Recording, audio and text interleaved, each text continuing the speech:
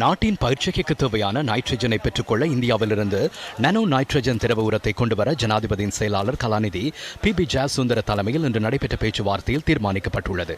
முதற்கட்ட திரவ உரத் தொகை நாளை இலங்கை வந்தடைய உள்ளதாக விவசாய அமைச்சின் செயலாளர் சிரேஷ்ட பேராசிரியர் உதித் கே ஜெயசிங்க தெரிவித்தார். ஜனாதிபதி தலைமையில் இன்று நடைபெற்ற பேச்சுவார்த்தையில் விவசாய அமைச்சின் செயலாளர், ராஜாங்க அமைச்சின் அதிகாரிகள், விவசாய மற்றும் கமநல பணிப்பாளர், நிதி அமைச்சின் செயலாளர் உள்ளிட்டோர் கலந்து கொண்டிருந்தனர். இலங்கையில் நெற்செய்கையில் அடுத்த போகத்தில் 8 லட்சம் ஹெக்டேருக்கும் அதேபோன்று சோள செய்கையில் சுமார் 1 லட்சம் ஹெக்டேருக்கும் 22 லட்சம் லீட்டர் தேவைப்பட்டது. எனினும் நாம் பேச்சுவார்த்தை நடத்தி ஜனாதிபதி மற்றும் செயலாளரின் அனுமதி மற்றும் அவர்களின் ஆலோசனைக்கு அமைவாக இதனை 31 லட்சமாக அதிகரிக்க மரக்கறிகள் மற்றும் பழங்கள் போன்றவற்றுக்கும் போட்டால் நல்லது என்று எமக்கு கிடைத்த தொழில்நுட்ப மற்றும் நிபுணர்களின் ஆலோசனைகள் பிரகாரம் நாம் செயற்பட்டோம்.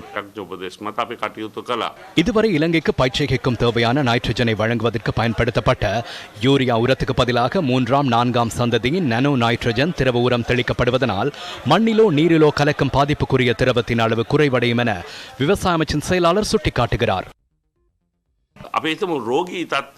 நாம் நோய்வாய்ப்பட்டிருக்கும் போது உணவு உட்கொண்டு அவை சமிபால் அடைந்து உடலுக்கு போஷாக்கு கிடைப்பதை தடுப்பூசி மருந்து செலுத்தி விரைவாக செயற்படுத்துவதை போன்றதே இந்த செயற்பாடு. ஏனென்றால் விரைவாக நாம் சோர்வடைவோம். அவ்வாறான ஒன்றே இங்கு நடைபெறுகின்றது. நேரடியாக இதனூடாக 95% உறிஞ்சப்பட்டு நைட்ரஜன் சேர்ந்து சர்க்கரை தன்மை அல்லது மெலோசியஸ் உருவான இரசாயன தன்மை பயிர்களை உறிஞ்சும். அதனை விடுத்து இது கரைந்து மண்ணையோ அல்லது நீரையோ பாதிக்க செய்யாது. நானோ யூரியா திரவ உரத்தை தயாரிக்கும் பேட்டன்ட் அனுமதி பத்திரம் குஜராத் மாநிலத்தில் உள்ள இந்திய விவசாய உர கூட்டுறவு நிறுவனம் எனப்படும் இப்கோ நிறுவனத்துக்கே உள்ளது. அவர்கள் இந்த திரவ உரத்தை வணிக நோக்கில் தயாரிக்கும் பணியை கடந்த ஜூன் மாதத்தில் ஆரம்பித்துள்ளனர். இந்த தயாரிப்பை வேறு நாடுகளுக்கு ஏற்றுமதி செய்வதாக சம்பந்தப்பட்ட நிறுவனங்களிடம் அனுமதி கோரியிருப்பதாக ரசாயன மற்றும் உரம் தொடர்பான அமைச்சர் மன்சுக் மண்டாவியா கடந்த ஆகஸ்ட் 6ஆம் தேதி இந்திய சட்டசபையில் தெரிவித்திருந்தார். இந்த தகவல்களுக்கு அமைவாக திரவ உர தயாரிப்பு ஆரம்பிக்கப்பட்டு நீண்ட நாட்கள் செல்லவில்லை. இந்தியா திரவ உரத்தை 94 வகையான பயிர்களுக்கு மாத்திரமே பரீட்சாத்தமாக பயன்படுத்தியுள்ளது. இந்த தயாரிப்பு ரசாயனம் கலந்ததா என்பது மற்றும் ஒரு கேள்வியாகும்.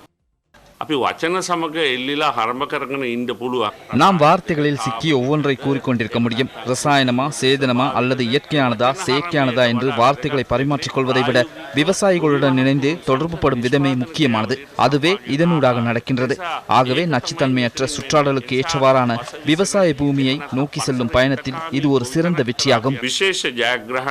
இந்தியாவிலிருந்து நானோ யூரியா திரவ உரத்தை கொண்டு வரும் நிலையில் நிராகரிக்கப்பட்ட சீனாவின் சிந்தஓ சிவிங் பயோடெக் நிறுவனத்தின் சேதன பசலை தொகையுடனான கப்பல் தொடர்ந்தும் இலங்கை நோக்கி பயணித்து வருவதை எதிர்க்கட்சி இன்றும் வெளிப்படுத்தியது. தற்போது அந்த கப்பல் மீண்டும் இலங்கைக்கு வருகிறது. 12 நாட்கள் கழித்து இம்மாதம் 25ஆம் தேதி இந்த கப்பல் இலங்கையை வந்தடையும் வாய்ப்புள்ளது. இந்த கப்பலில் ஏற்கனவே நிராகரிக்கப்பட்ட உரமே இருக்கிறது. அதனை மீள பெற்றுக் கொள்ளும்படி சீன அரசாங்கத்தால் அழுத்தம் விடுக்கப்படுகின்றது. இந்த உரத்தை இலங்கைக்கு கொண்டு வந்தால் பயிர்களுக்கு பாரிய பாதிப்பு ஏற்படும். அதே போன்று அறுவடையும் பாரிய அளவில் பாதிக்கப்படும்.